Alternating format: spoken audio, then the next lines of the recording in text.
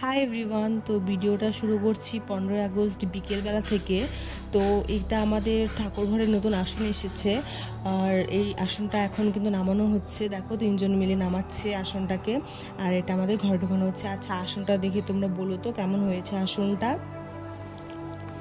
দেখো আসনের উপর কি সুন্দর রাধা কৃষ্ণের ছবি দেওয়া, আমার তো খুব ভালো লেগেছে। আর তারপর পরের দিন সকাল, যেহেতু জন্মাষ্টমী, তো এখানে আমার দিদা তাল ছোড়াচ্ছিল, আর এখানে আমি বসে পড়েছিলাম বেলুন ফোলাতে। কারণ আমাদের এবার জন্মদিনে তো বেলুন ফোলানো হয় বা খুব মজা করা হয়। তো কৃষ্ণের জন্মাষ্টমীতেও আমি ভেবেছিলাম যে বেলুন দিয়ে ঘরটাকে পুরো সাজাবো। আর দেখো এখানে কত বেলুন ফুলে ফেলেছি আমি, বুনু আর পাপা মিলে। আর এখানে দেখো ঘরটা কিন্তু আমরা প্রায় সাজিয়ে ফেলেছি, মানে একদম কমপ্লিট সাজানো।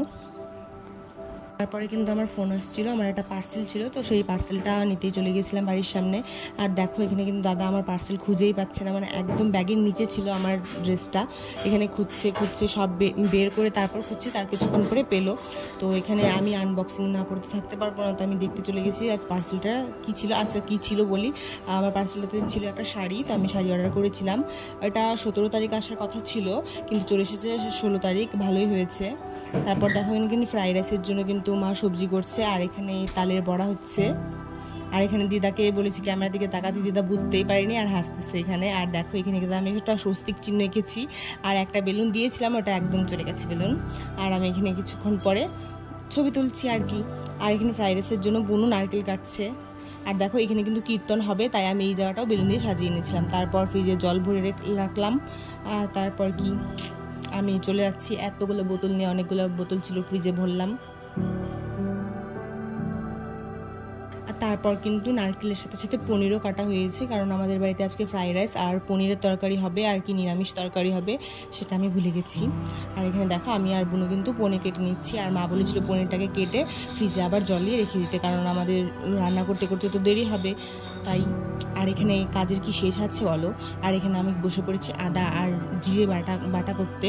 তো এখানে দিদা পায়েস আর আলু সিদ্ধ বসিয়েছিল পনিরের তরকারির জন্য। তারপর আমি চলে গেছি দূর্বা তুলতে, আর এখানে দেখো খুব রোদের মধ্যে বসে বসে কাজ করতে হচ্ছে। আচ্ছা তুলছি, আর এখানে 108টা তুলেছি আমি আর বুনু মিলে।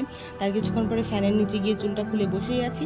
মা বলে যা আমের পাতা নিয়ে আয়, তো আর কি জেঠির সাথে আবার যাচ্ছি আমের পাতা আনতে। আর যেহেতু পরের দিনই মনসা পূজা, তাই কিন্তু দেখো জেঠিদের বাড়িতে কিন্তু মনসা ঠাকুরও নিয়ে চলে এসেছে, আর এখানে জায়গাও তৈরি করে ফেলেছে। আর এখানে আমি আর জেঠু মিলে আম পাতা তুলছি।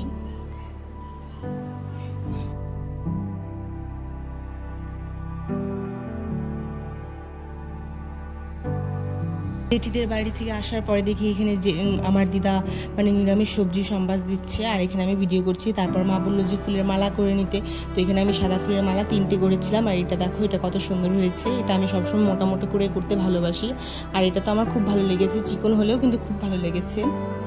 আর এখানে পনির ভাজছে। আচ্ছা তোমরা কিন্তু এই তেলটা দেখে ভেবো না যে তেলটা কেন কালো, এটা লবণ দেওয়া হয়েছিল প্রথমেই, তাই তেলটা একটু কালো হয়ে গেছে। আর এখানে বড় একটা লাইট লাগানো হচ্ছে, 2টো লাইট ঘরে ছিল, কিন্তু বড় লাইটটা ছাড়া মানে ভালো লাগছিল না ঘরটা, তো এখানে বড় লাইট পাপা লাগাচ্ছে। আর এখানে ফ্রাইড রাইসের জন্য চাল মেপে দিচ্ছিল মা, আর আমাকে বলেছিল এটাতে মানে ঘি মেখে রাখতে, তো ঘি তারপর হলো লবণ আর চিনি মাখানো হচ্ছে, এখানে আমি মাখাচ্ছি। আর তারপর কিছুক্ষণ পরে ঢেকে রেখে দিচ্ছি। আর এখানে কিন্তু বিনসগুলো ভেজে নেওয়া হচ্ছে। তার কিছুক্ষণ পরে বাবা স্প্রাইট এনেছিল, তো আমি স্প্রাইট তেমন বেশি খাই না, তবু খাচ্ছি আজকে, কারণ প্রচণ্ড গরম ছিল আজকে।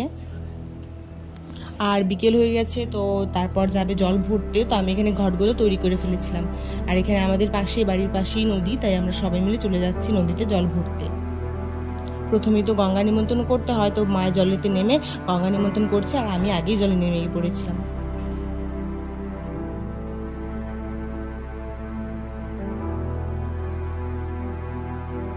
জল ভরা কমপ্লিট, আর আমরা এখন যাচ্ছি বাড়ি। জল ভরা শেষ করে বাড়ি এলাম। দেখো দিদার কিন্তু এখানে ফ্রাইড রাইস তৈরি। তারপর সন্ধ্যাবেলা আমার এসেছিল 2 বান্ধবী, আর আমি ওদের সাথে কোনো গল্পও করতে পারিনি, ভিডিও করতে পারিনি, কারণ আমি লুচি ভাজছিলাম, এই যে দেখো। তারপর লুচি ভাজা হয়ে গেছিলো, আর এক বান্ধবী চলে গেছে, আরেক বান্ধবী ছিল, তার সাথে কিছুক্ষণ গল্প করেছি, ছবি তুলেছি। আর ছবি তোলা হয়নি। আর এখানে দেখো সন্ধ্যার পরে কিন্তু এখানে কীর্তন চলছে, আর মা এখানে ভোগের সব জিনিস তৈরি করছে। তারপর মাও নিজে তৈরি হয়ে এসে তারপরও কিন্তু আমাদের এখানে কৃষ্ণকে তুলে যা যা নিয়ম করে স্নান করাতে হয় সেগুলো কিন্তু করছে।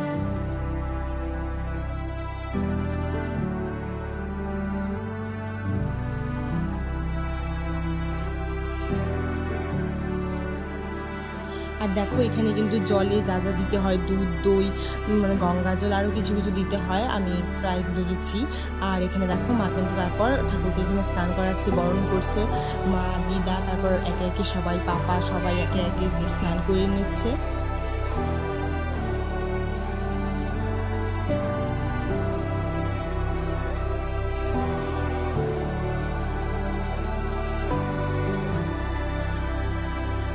তারপর কিন্তু এখানে মা নতুন ড্রেস পরে নিচ্ছিল কৃষ্ণকে।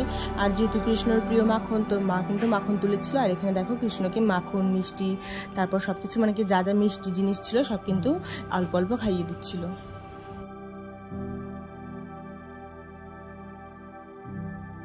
তারপর কিন্তু আমাদের ঠাকুরকে আসনে বসিয়ে ভোগ দেওয়া হয়ে গেছিলো। সবশেষে আমি যদি না একটু রেডি হই তাহলে কিন্তু হবে, যে শাড়িটা এসেছিলো সেই শাড়িটা পরেই একটু রেডি হয়ে গেছি গরমের মধ্যে। এখানে পাপা আর মা বরণ করে নিচ্ছিল ঠাকুরকে, আরতি করছিল, বরণ না আরতি করছিল।